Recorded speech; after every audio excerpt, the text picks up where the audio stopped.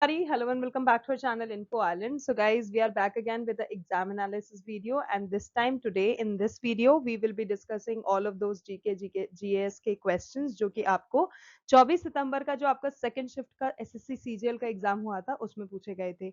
I know all of you all and a lot of you all must be thinking कि 24 सितंबर का now why we are discussing, because a lot of you have come up with this question to me कि ma'am second shift का भी exam analysis कर दीजिए please. So here we are and yes, तो चलिए जल्दी से देख लेते हैं कि किस तरह के क्वेश्चंस आपके 24 सितंबर के जो सेकेंड शिफ्ट का आपका एसएससी सीजीएल का एग्जाम हुआ था उसमें पूछे हुए थे. Guys just a humble request, अगर आप चैनल पर नए हो, चैनल को अभी तक सब्सक्राइब नहीं करा है तो प्लीज जल्दी से जाओ. This is your golden opportunity to subscribe with us and get the informative exam analysis video and also some other informative videos related to all the competitive exams here and now. And also जब आप subscribe करो तो notification bell icon को hit करना मत भूलना, because that is the only thing. अगर आप नोटिफिकेशन बेल आइकन हिट करते हो तभी you will be get notified about our informative videos. ठीक है, जैसे ही हम किसी इन्फॉर्मेटिव वीडियो को हमारे चैनल पर लेकर आएंगे आपको उसका तुरंत से आपके पास नोटिफिकेशन मिल जाएगा. So guys let's begin and look for the question जो कि आपको 24 सितंबर के सेकंड शिफ्ट के पेपर में पूछे गए थे. एंड एक चीज guys, just in case if I get miss out on something या फिर कोई क्वेश्चन रह जाता है वीडियो में, and if you guys have given the examination, तो प्लीज कमेंट सेक्शन में जरूर से उन क्वेश्चंस को मेंशन कर दीजिएगा so that it can help other students also. ठीक है, तो चलिए बहुत हो गई बातें, जल्दी से देख लेते हैं क्वेश्चंस. तो गाइज आपका पहला इंपॉर्टेंट क्वेश्चन जो कि पूछा गया था वो था एक योजना जो सेंट्रल गवर्नमेंट के द्वारा जो योजनाएं जो स्कीम्स आती हैं उससे रिलेटेड. तो गाइस आपसे क्वेश्चन पूछा गया था कि जो प्रधानमंत्री मुद्रा योजना जिसको हम PMY से डिनोट करते हैं, राइट. प्रधानमंत्री, इनफैक्ट इसको कभी कभी PMMY से भी लिख दिया जाता है क्योंकि प्रधानमंत्री का PM हो गया, मुद्रा का M हो गया, योजना का Y हो गया. सो PMMY आपका जो ये स्कीम है इसके तहत किन को 10 लाख रुपए तक का ऋण यानी कि लोन दिया जाता है. तो गाइज इसका करेक्ट आंसर ये है कि जो प्रधानमंत्री मुद्रा योजना जो कि 8 अप्रैल 2015 को वित्त मंत्रालय द्वारा लेकर आई गई थी, शुरू किया गया था, वो जो होती है वो गैर कृषि लघु और सूक्ष्म उद्यमियों को 10 लाख तक का ऋण सुविधा प्रदान करने के लिए लॉन्च करी गई थी, स्टार्ट करी गई थी. अब बात करें ऋण का विभाजन किस तरह से होता है, तो गाइज ऋण का विभाजन 3 आप कैटेगरी में देख सकते हो.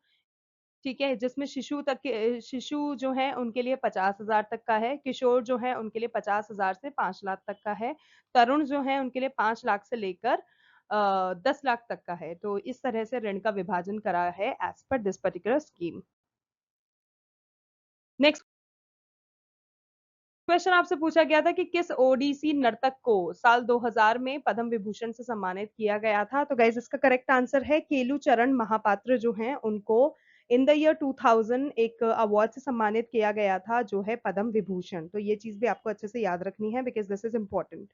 बात करें उनके अदर अचीवमेंट्स की तो गाइज उनको संगीत नाटक अकादमी पुरस्कार दिया गया था 1966 में, पद्मश्री उनको दिया गया था 1974 में, पद्म भूषण से उन्हें सम्मानित किया था 1988 में, और पद्म विभूषण को उनको दिया गया था साल 2000 में. तो ये चारों ही चीजें आपको याद रखनी है. नेक्स्ट क्वेश्चन आपसे पूछा गया था कैग का. और गाइज जैसे मैं आपको पहले भी वीडियोस में बता चुकी हूँ, अक्सर जो स्टूडेंट्स होते हैं कंफ्यूज हो जाते हैं बिटवीन CAG एंड CGA. तो गाइज दोनों ही चीजें अलग अलग है. इससे रिलेटेड भी प्रिपरेटरी वीडियो चैनल पर है, if you want to see that please have a look और देख लीजिएगा, उससे आपकी हेल्प हो जाएगी. तो बात करें कैग की जिसका क्वेश्चन आपको पूछा गया था, not CGA, here it's CAG. CAG यानी कि नियंत्रक एवं महालेखा परीक्षक जो होते हैं, उसकी स्थापना आपसे पूछा गया था कि किस अनुच्छेद द्वारा की गई है. तो गाइज बात करें कैग की तो इसकी जो स्थापना है वो अनुच्छेद 148 मतलब अनुच्छेद 148 से लेके आपके जो आर्टिकल 151 तक हैं ये आपके कैग से रिलेटेड चीजों से हैं. ओके, इन सारे ही अनुच्छेदों में कैग से रिलेटेड बातें की गई हैं. जिसमें अनुच्छेद 148 का देखें तो कैग की नियुक्ति हुई, कैग का शपथ और सेवा की शर्तों से संबंधित चीजें आपको अनुच्छेद 148 में देखने को मिलेंगी। अनुच्छेद 149 में भारत के नियंत्रक और महालेखा परीक्षक जो कि कैग होता है उसके कर्तव्यों और शक्तियों से संबंधित चीजें आपको देखने को मिलेंगी। अनुच्छेद 150 जो है वो यह कहता है कि जो संघ और राज्यों को खातों का विवरण जो है वो राष्ट्रपति के अनुसार कैग की सलाह पर ही रखना होगा। और अनुच्छेद 151 हमें ये बताता है कि संघ के खातों से संबंधित जो कैग की रिपोर्ट है वो राष्ट्रपति को सौंपी जाएगी, जो कि संसद के प्रत्येक सदन के पटल पर रखी जाएगी। तो ये चारों जो आर्टिकल हैं वो क्या बताते हैं कैग से रिलेटेड, इंपॉर्टेंट है, अच्छे से याद रख लेना। गाइस आपसे पूछा गया था कि जो उत्तर भारत है उसमें सबसे ज्यादा ठंड किस महीने में होती है। तो गाइस साल के 2 महीने सबसे ज्यादा उत्तर भारत में ठंड पाई जाती है, जो कि है आपकी जनवरी और दिसंबर। ठीक है, तो दिसंबर जनवरी ये दोनों आपको याद रखना है। नेक्स्ट क्वेश्चन आपसे पूछा गया था कि 1927 में मंदिर प्रवेश आंदोलन किसने शुरू करा था। तो गाइज ये डॉक्टर भीमराव अंबेडकर जी के द्वारा शुरू करा गया था। और जो भीमराव अंबेडकर जी थे उन्होंने 1936 में स्वतंत्र लेबर पार्टी की भी स्थापना की थी। तो दिस इज इम्पोर्टेंट फैक्ट, आपको याद रखना है। बात करें उन्होंने और क्या किया था, तो गाइज 1924 में बहिष्कृत हितकारिणी सभा की भी स्थापना उनके द्वारा की गई थी। और इन्होंने ही जो अछूत समय समुदाय मतलब अनटचेबिलिटी जो थी उसको रिमूव करने में काफी ज्यादा हेल्प किया था, काफी ज्यादा अपने इनिशिएटिव्स दिखाए थे। और इन्होंने अछूत समुदाय को पीने का पानी का जो अधिकार होता है वो दिलाने के लिए मतलब पीने का पानी दिलाने के लिए, क्योंकि उस टाइम पर ऐसा होता था जो नीचे के आप कह सकते हैं लोग होते थे, अनटचेबल्स जो जिनको बोला जाता था, उनको इनफैक्ट पीने तक का पानी प्रोवाइड नहीं कराते थे लोग। तो उसके लिए भी इन्होंने सत्याग्रह किया था। अब क्योंकि बात कर रहे हैं गाइस 1927 में जब उन्होंने प्रवेश आंदोलन मतलब करवाया था, तो जो भीमराव अंबेडकर जी थे उन्होंने इसके निचली जाति जो थे, निचली जाति के लोगों को मंदिरों में प्रवेश की अनुमति देने के लिए इस आंदोलन को करवाया था। क्योंकि इससे पहले जो लोअर कास्ट के लोग होते थे, उस कम्युनिटी के लोग होते थे, उनको मंदिर में प्रवेश करने की एंट्री मतलब मंदिर में एंट्री भी अलाउ नहीं थी। तो इस चीज के लिए भीमराव अंबेडकर जी ने यह सत्याग्रह आंदोलन किया था। अगला सवाल आपसे पूछा गया था कि मुगल बादशाह बाबर का वास्तविक नाम क्या था। तो गाइस जो मुगल बादशाह बाबर थे उनका जो ओरिजिनल नेम था वो था जहीरुद्दीन मोहम्मद। और इसी तरह से गाइस यहाँ पर हमने आपको 3-4 और ऐसे नाम दे रखे हैं जिससे कि आपको अगर इनके बारे में पूछा जाए तो वो भी आपको पता हो। तो इसी तरह से हुमायूं का जो ओरिजिनल नेम था वो था नसीरुद्दीन मोहम्मद हुमायूं। अकबर का था जलालुद्दीन मोहम्मद। जहांगीर का था नसीरुद्दीन मोहम्मद सलीम। शाहजहां का था मिर्जा शहाबुद्दीन मोहम्मद खुर्रम। और औरंगजेब का था मोहम्मद दीन मोहम्मद। तो ये सारे नाम भी आपको याद करने हैं। And one thing more to let you guys know कि जो औरंगजेब थे उनको आलमगीर भी कहा जाता था, मतलब people use to denote him as Alamgir also. अगला सवाल, असम में वैष्णव धर्म द्वारा एक त्योहार मनाया जाता है, तो वो कौन सा त्योहार होता है। तो गाइज जो भारत के असम के लोग हैं, मतलब असम में जो वैष्णव लोग हैं उनके द्वारा मनाया जाने वाला एक त्योहार है जिसको डोल यात्रा मतलब काफी पॉपुलरली तो उसको डोल यात्रा के नाम से जाना जाता है। एंड वाई डोल, डोल यानी मतलब एक वो झूले का अगर आपने देखा हो उसकी तरह से उस त्योहार को मनाते हैं, तो झूले का त्योहार भी इसको बोलते हैं, जिसको डोल जात्रा बोलते हैं। और रास महोत्सव या रास लीला भी इसको कहा जाता है। नेक्स्ट क्वेश्चन आपसे पूछा गया था कि जो तुलसीदास बोरकर हैं इनके बारे में आपको एक चीज ये भी ध्यान रखनी है कि इनको 2016 में पद्मश्री से सम्मानित किया गया था, जो कि आपके क्वेश्चन में गिवन था। अब पूछा ये गया था कि 2016 में पद्मश्री से सम्मानित होने वाले जो तुलसीदास बोरकर हैं उनका संबंध किस चीज से है। तो गाइज इसका करेक्ट आंसर है हारमोनियम। नेक्स्ट क्वेश्चन है स्पाइरोगायरा जो है, स्पाइरोगायरा से एक संबंधित क्वेश्चन पूछा गया था गाइज आपको कि स्पाइरोगायरा शायद क्या होते हैं और उनके प्रजनन का तरीका क्या होता है। तो बात करें स्पाइरोगायरा की, तो गाइज वो एक हरा शैवाल मतलब हरी शैवाल होती है जिसको हम ग्रीन एल्गे भी बोलते हैं। और वो उनको मतलब सफेद रेशम के नाम से भी जाना जाता है, उनको सफेद रेशम भी कहा जाता है। और आपसे उनको प्रजनन का तरीका भी पूछा गया था, यानी कि जो रिप्रोडक्शन उनका प्रोसेस होता है वो किस तरह से करते हैं। तो विखंडन के द्वारा जो स्पाइरोगायरास होते हैं वो प्रजनन करते हैं। नेक्स्ट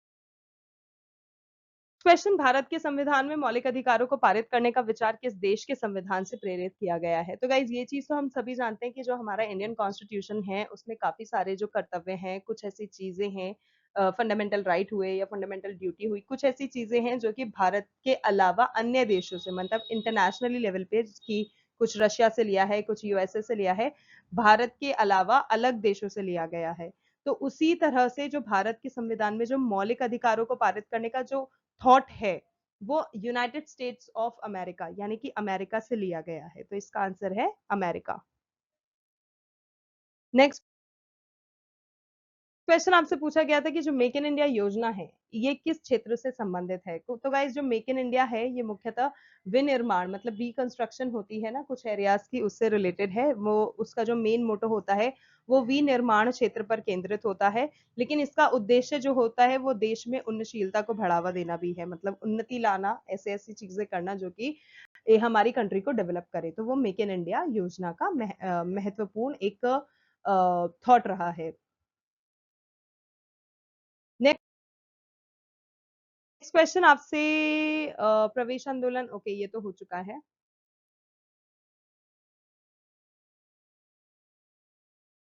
नेक्स्ट क्वेश्चन आपसे पूछा गया था कि कौन सा मौलिक अधिकार नहीं है? तो गाइस मौलिक अधिकार जो होता है वो मौलिक अधिकार नहीं होता है।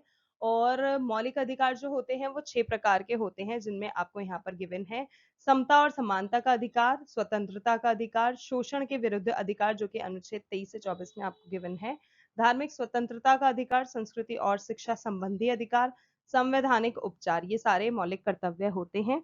और गाइस बात करें 44वें संविधान संशोधन 1978 के द्वारा संपत्ति का जो अधिकार होता है, ठीक है, उसको मौलिक अधिकार से हटा दिया गया था। तो गाइस अगर आपको पूछा जाता है कि कौन सा मौलिक अधिकार नहीं है, तो गाइस जो संपत्ति का अधिकार होता है वो मौलिक अधिकार नहीं है।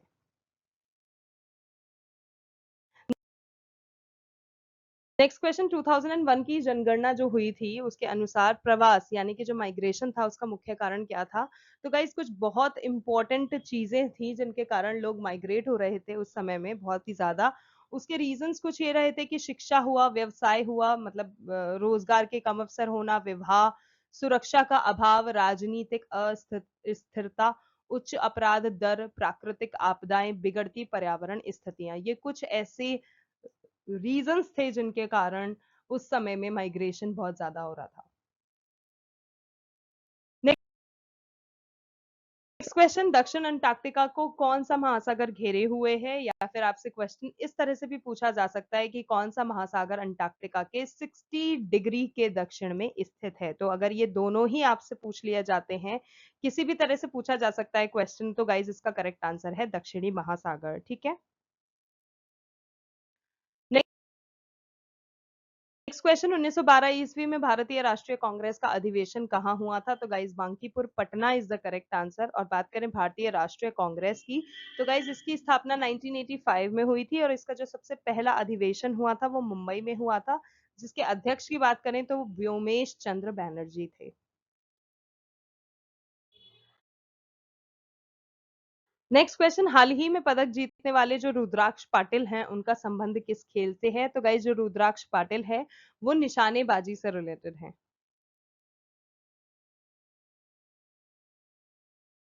That's it, guys. Here we come to the end of today's video. Those were the very important GK GS questions और 24 सितंबर के आपके सेकंड शिफ्ट के पेपर में पूछे गए थे.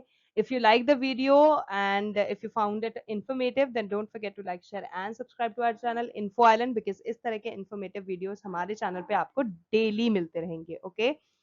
अगर अभी भी आपको किसी चीज से रिलेटेड कोई क्वेरी है, क्वेश्चन है, सजेशन है, then the comment section is all yours. Please do let us know in the comment section. We will come up with the solution for that. आज के लिए बस इतना ही. Thank you so much for your time. Thank you so much for watching. We will see you in our next video. Until then, much love to all the candidates and all the very best to all the candidates.